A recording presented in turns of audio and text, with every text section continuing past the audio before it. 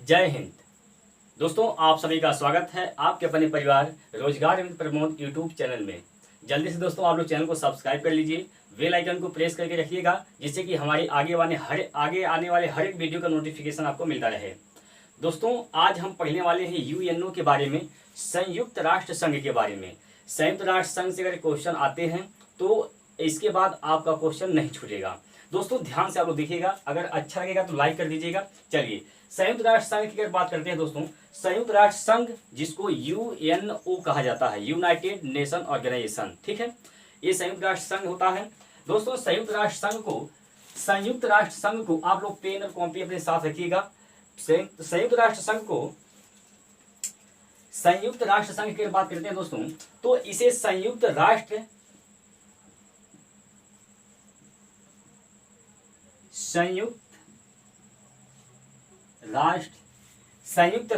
या फिर इसे यूनाइटेड नेशन कहा जाता है। यूनाइटेड नेशन, ये जो नाम है दोस्तों, यह नाम किसने दिया था? तो अमेरिका का उस समय जो राष्ट्रपति हुआ करते थे, जिसका नाम था फ्रैंकलिन डी रूजवेल्ट। तो फ्रैंकलिन डी रूजवेल्ट ने संयुक्त राष्ट्र संघ अर्थात यूएनओ को संयुक्त राष्ट्र कहा और इसको एक नाम और दिया, यूनाइटेड नेशन। किसने दिया? तो फ्रैंकलिन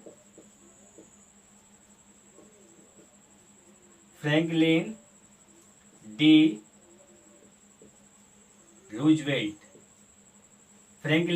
रूजवेल्ट ने संयुक्त राष्ट्र संघ को अर्थात यूएनओ को संयुक्त राष्ट्र का नाम दिया और या फिर यूनाइटेड नेशन का नाम इसने ही दिया था।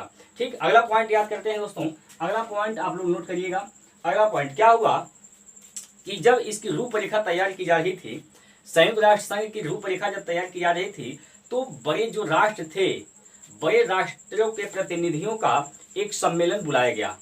ठीक, बड़े राष्ट्र के प्रतिनिधि का सम्मेलन बुलाया गया। और यह सम्मेलन कब बुलाया गया था? तो यह बुलाया गया था 21 अगस्त 1944 को। 21 अगस्त 1944 को सम्मेलन बुलाया गया। और यह सम्मेलन कहाँ हुआ था? तो वाशिंगटन में। याद रखिएगा, वाशिंगटन में यह सम्मेलन किया गया था। यह सम्मेलन कब तक चला था? 21 अगस्त 1944 को वाशिंगटन में शुरू हुआ था और यह चला था कब तक? तो यह चला था 7 अक्टूबर 1944 तक।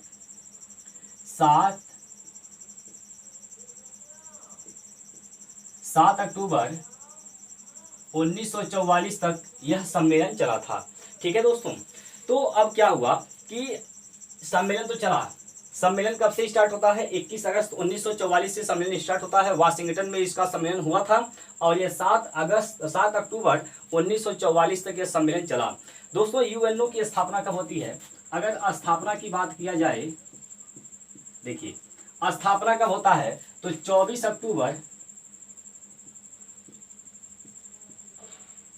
अक्टूबर 1945 को यूएनओ अर्थात संयुक्त राष्ट्र संघ का स्थापना हुआ। ठीक है दोस्तों, और जब यह स्थापना हुआ तो इसमें क्या हुआ दोस्तों? संस्थापक देश कितने थे? संस्थापक देश की बात किया जाए दोस्तों, देखिएगा ध्यान से आप लोग देखिएगा, हर एक पॉइंट आप लोग नोट करिएगा। संस्थापक देश कितने थे? संस्थापक देश, तो संस्थापक देश थे तो टोटल इसमें 51 संस्थापक देश। आप लोग याद रखिएगा 51। जब यूएनओ का स्थापना हुआ था उस समय कितने देश थे उसमें? तो उस समय 51 देश थे। लेकिन दोस्तों, जो अधिकार पत्र पर हस्ताक्षर करने की बात आती है तो अधिकार पत्र पर केवल 50 लोगों ने ही हस्ताक्षर किया था। 50 लोगों ने हस्ताक्षर किया। तो 51वां देश जो कि था कौन? पोलैंड। 51वां देश कौन था उसमें? पोलैंड। तो पोलैंड ने उसमें आकर सिग्नेचर मार दिया और वो भी यूएनओ का संस्थापक देश बन गया। तो याद रखिएगा, यूएनओ में कुल संस्थापक देश कितने थे? संस्थापक सदस्य देश कितने थे? तो 51 थे। 51वां कौन था? पोलैंड था। ठीक है दोस्तों, पोलैंड 51वां देश था। लेकिन दोस्तों आज की बात किया जाए यहाँ याद रखिएगा 51वां संस्थापक देश कौन था, तो पोलैंड था। ठीक है, आज वर्तमान में कितने हैं, वर्तमान में कितने हैं, 193 देश हैं यूएनओ में, और 193वां देश कौन है, 193वां देश दक्षिणी सूडान है। 193वां देश कौन है, तो 193वां देश कौन है दोस्तों, दक्षिणी सूडान। इसमें कोई दिक्कत। चलिए दोस्तों, अगर मुख्यालय की बात किया जाए, यूएनओ का मुख्यालय कहाँ है,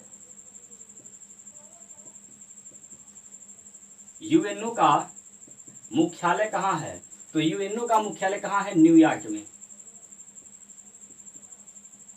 न्यूयॉर्क जो कि अमेरिका का शहर है, वहीं इसका मुख्यालय है। ठीक है दोस्तों, चलिए न्यूयॉर्क में इसका मुख्यालय है, और इसका जो महासचिव हैं,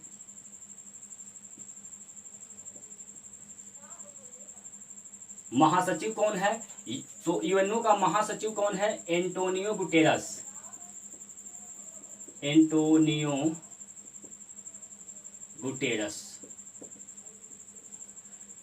गुटेरस यूएनओ का महासचिव है, और यह किस देश के हैं, तो यह है पुर्तगाल के।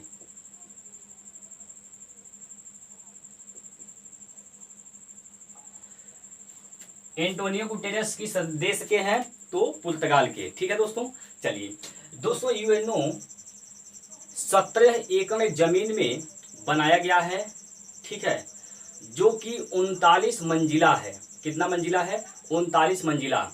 ये कहाँ पर है, तो मैनहट्टन द्वीप पर बना हुआ है यूएनओ। ठीक है, इसके बाद दोस्तों अगर हम बात करते हैं कि जो 17 एकड़ जमीन जो दान किया था, उसका नाम क्या था, जॉन डी रॉकफेलर ने 17 एकड़ जमीन दान कर दिया था, उसी में यूएनओ को बनाया गया है। ठीक है दोस्तों, चलिए यूएनओ की अगर हम राष्ट्रध्वज की बात करते हैं दोस्तों, ध्वज का जो उसका पृष्ठभूमि है वह हल्की नीली है, और उसमें श्वेत रंग का राष्ट्र का प्रतीक है, और 2 जैतून के वृक्ष भी है, और बीच में विश्व का नक्शा है। ठीक है, ऐसा है यूएनओ का राष्ट्रध्वज। और इसकी भाषा की बात करते हैं, भाषा, तो भाषा कौन कौन सी है, यूएनओ की भाषा याद रखिएगा दोस्तों, अंग्रेजी है, फ्रेंच है, अंग्रेजी, फ्रेंच, चीनी, रसियन, अंग्रेजी, फ्रेंच, चीनी, रसियन, अरबी, स्पेनिश। यह यूएनओ की भाषा है। लेकिन दोस्तों कार्य किस भाषा में होता है, यानी कार्यकारी भाषा कौन है, तो याद रखिएगा अंग्रेजी और फ्रेंच। कार्यकारी भाषा कौन है, यूएनओ की संयुक्त राष्ट्र संघ का कार्यकारी भाषा क्या है, तो अंग्रेजी और फ्रेंच है।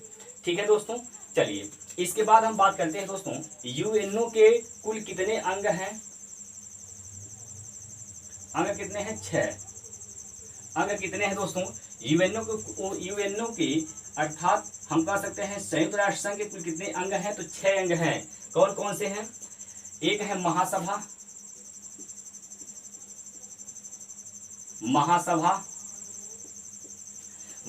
के बाद याद रखिएगा सुरक्षा परिषद,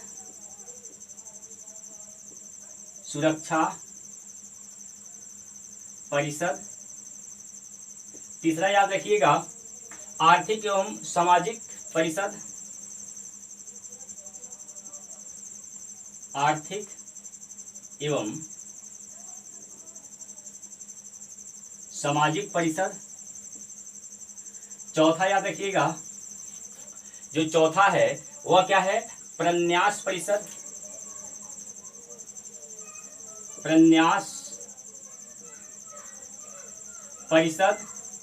पांचवा याद रखिएगा, पांचवा क्या है, अंतर्राष्ट्रीय न्यायालय।